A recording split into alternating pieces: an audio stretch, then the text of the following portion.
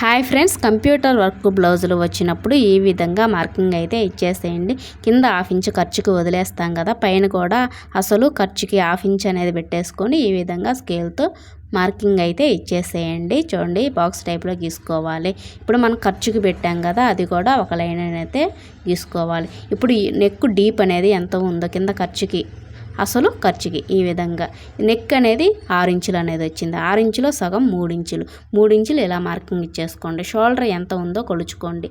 Shoulder చూడండి, అసలుకి ఖర్చు ఒక హాఫ్ ఇంచు ఎక్కువ పెట్టుకోండి.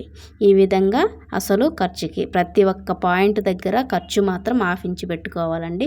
ఈ విధంగా బాక్స్ టైప్లో గీసుకోవాలి. నెక్ను కూడా బాక్స్ టైప్లో గీసుకోండి. గీసుకోకపోయినా పర్లేదండి, నేను మీకు చూపించడం కోసం.